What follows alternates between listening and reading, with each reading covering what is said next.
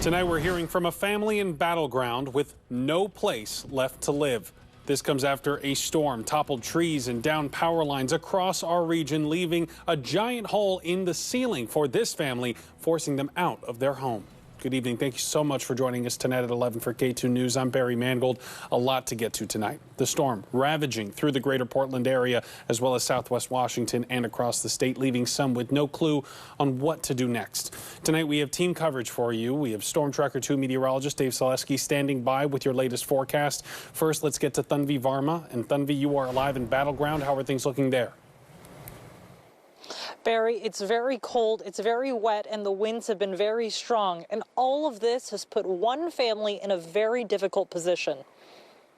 This family of Ukrainian refugees is figuring out what to do next. All they know is they can't live here. What does he do now? It's winter outside. It's really windy, it's raining, he has nowhere to go. This right here is a remnant of the tree that came in and crashed through this ceiling, completely destroying it and leaving damage right here where the two kids of the family were playing minutes before. She usually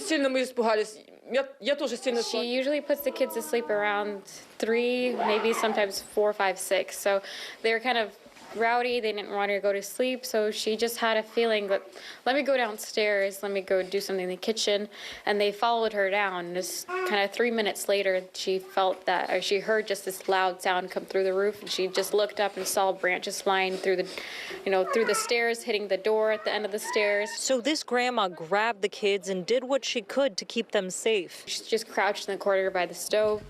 And the kids are crying. They're waiting for mom and dad to come back. The family is grateful that the kids were unhurt.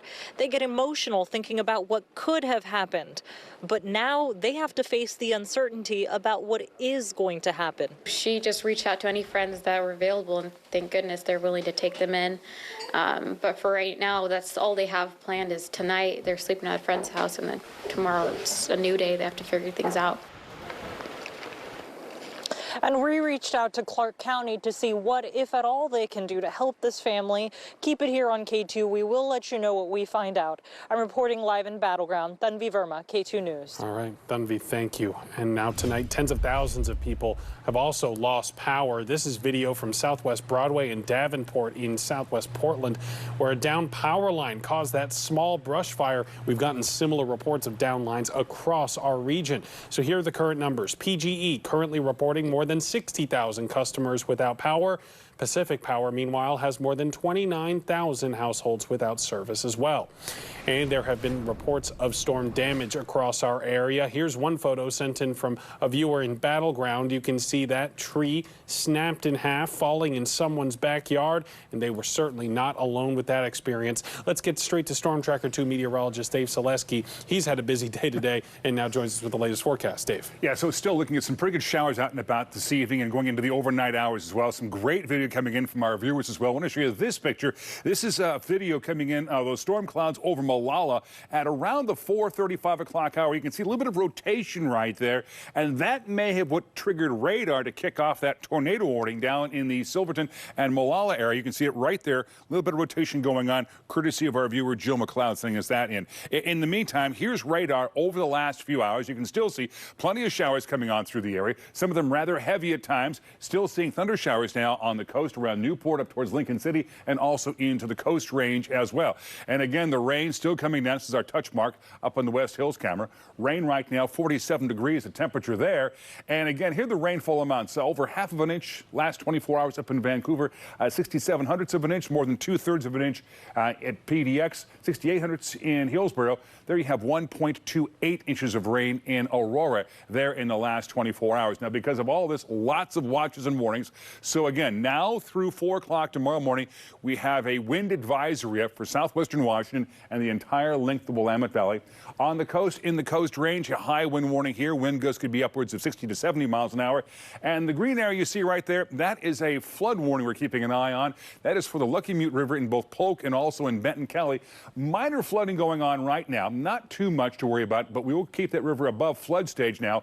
Looks like all the way through until late tomorrow night before it does begin to recede. The good news is changes.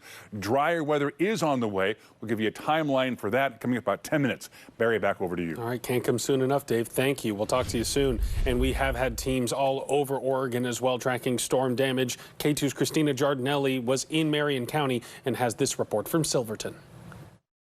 One of the things we're seeing with this latest storm system right now is hail that is pretty decent size, probably about pea-sized hail. You can see some of those right now. This is what the street I'm standing on and the highway here in Silverton are covered with this hail. We've also been seeing very large size lightning just kind of lighting up the entire sky. Seems like they're hitting pretty close.